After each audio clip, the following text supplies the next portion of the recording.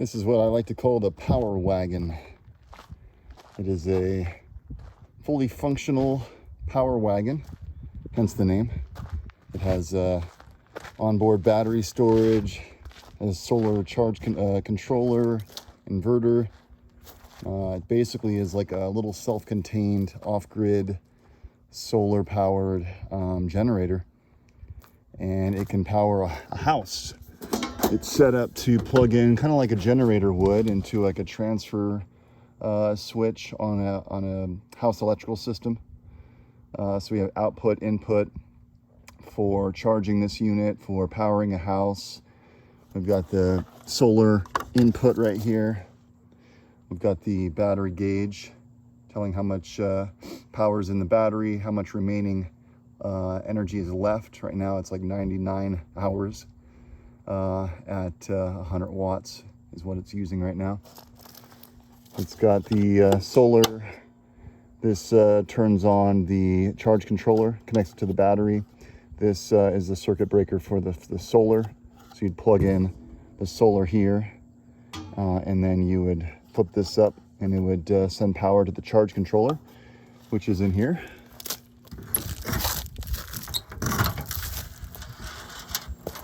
And I can do that right now. I'll go ahead and flip these switches, or the battery switch for that. And there's the gauge also. It's booting up. That's the onboard inverter that converts the DC power from the batteries to alternating current. And it's a 240 volts, so basically it can fully energize a house electrical panel. And also it has onboard power strips. It's got this 50-foot long cord reel with this triple outlet on here. And on this side, right now the running lights are on. It's got these lights all the way around it, which are controlled here by this switch. And then there's also the lights inside the boxes, which I just turned on. Got a 12-volt cigarette lighter port here for little mini fridges or coolers. And then we've got some USB power here, Type C, and a USB 3, the little volt gauge for the 12-volt system. It has a 12-volt converter also, which is what this guy right here is. So it converts the main battery power, which is 48 volts, to 12 volts. So we can run all these lights and the cigarette lighter port, even this winch. It's got a onboard 12-volt winch for like a ATV. This thing weighs a little bit, so if you happen to, switches on here on the handle.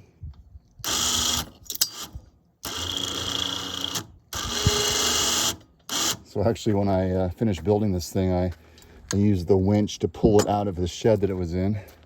There's some soft dirt that was right by the entrance, so I hooked it to a tree and pulled it out of there. What else can I show you here?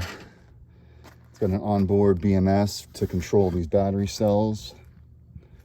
Put this polycarbonate battery cover just to keep all these terminals from being contacted by any kind of metal that might short something out. Got fuses for the battery system, for the inverter.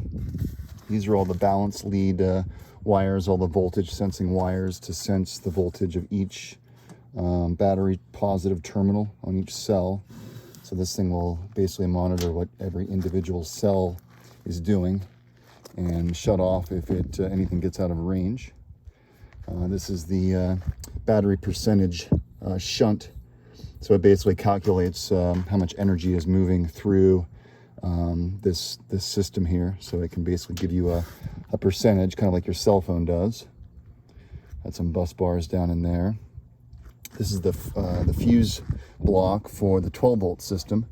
And right now there's the lights, these lights here. There's lights on the other box, and then also the outside lights on this.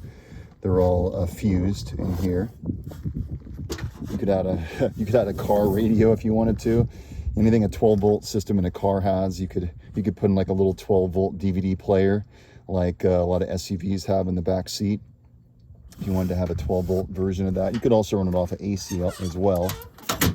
But this inverter will put out 6,000 watts consistently or continuously. These are the shut-off. So there's a battery shut-off, and then there's the inverter shut-off right there. It's got a little trickle charger for the 12-volt battery for the winch. It's got some cooling fans down in there to pull cool air into the this compartment here. You can also hook this inverter up to the grid, and then it also acts as a charger, so it can charge the batteries. Even though it wouldn't be ideal, it'd be better to use, you know, the solar here. But if you have to, you can use the charger. And it's got a little dial here that you can control the amount that it's charging if you want to do it slow or fast. What else here? That's about all that's in here. And then this guy here, this just gives you all your information regarding the solar, which right now there's no solar hooked up to it, so it's not going to show anything.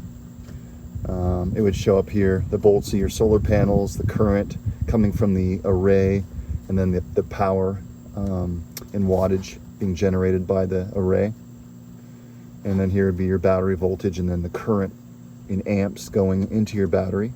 And right now we're not charging, but if we did, all we would have to do is take the plug and just plug it in there, and then flip up this breaker here, and then we would have solar input up to 7,000 watts is what that charge controller can accept. I'll turn this off for now. And this is a little alarm that'll go off if the battery gets too low. And fully functional load center. So we got the main shut off here that shuts off all the AC power. And then they got this 20 amp outlet here. And then this is the, if you wanted to charge from the grid, you would take a 30 amp cord and plug it in here, and then it would charge the batteries using grid power. And then this is what you would plug in to go into a circuit breaker, like a transfer switch. That would basically, it would be what they install when they do a like gas generator. It would be a I can't think of the name right now, but basically it prevents you from being able to turn on the grid and the generator at the same time. Gosh, what's the name of that thing? Can't think of it. But generally, that's what you'd want to do. You wouldn't want to backfeed into the grid with this, especially with this type of inverter. It's not a grid tie inverter. It's an off-grid inverter. So you'd plug in here after turning the grid off, and you'd have a special switch that basically makes it impossible to turn both on at the same time. So when you turn on the grid, this system would turn off. When you turn this system on, the grid system would turn off.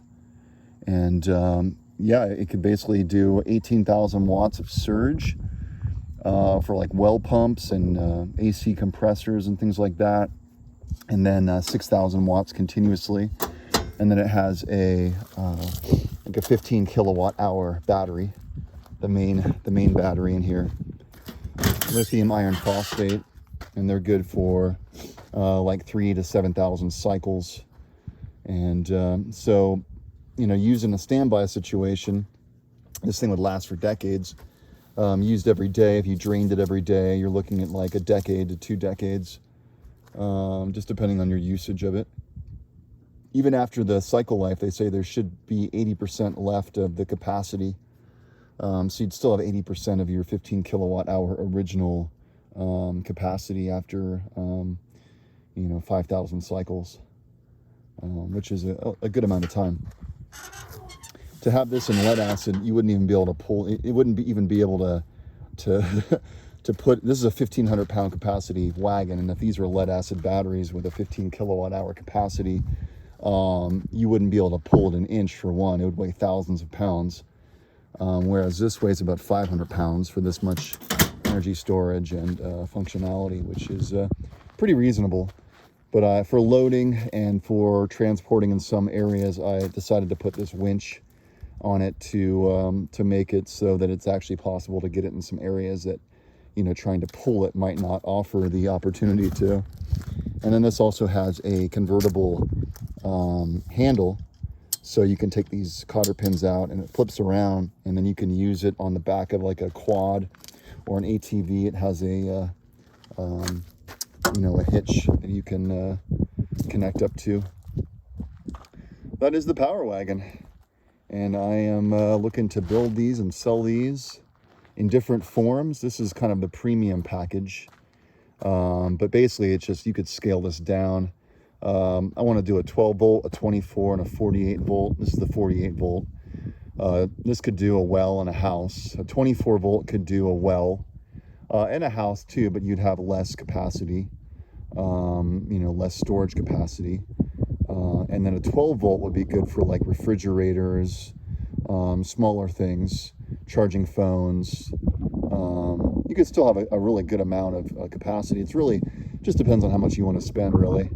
You're looking at probably anywhere from like $2,000 to $12,000, just depending on, you know, your needs and what you're expecting the system to do.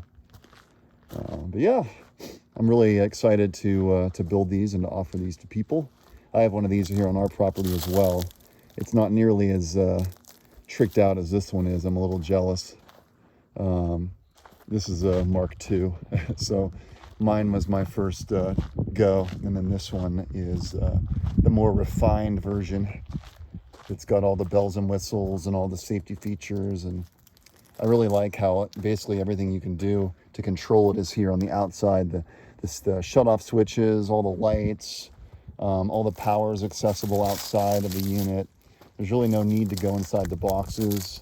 You know, you can look at what the battery's doing. You got full, you know, telemetry. Everything's waterproof. So yeah, I'm really stoked on this thing. I hope I get some interested people that want me to build these, because I really enjoyed putting this together in my shop, and would love to build more. Cool. Hope you guys enjoyed this. Talk to you soon.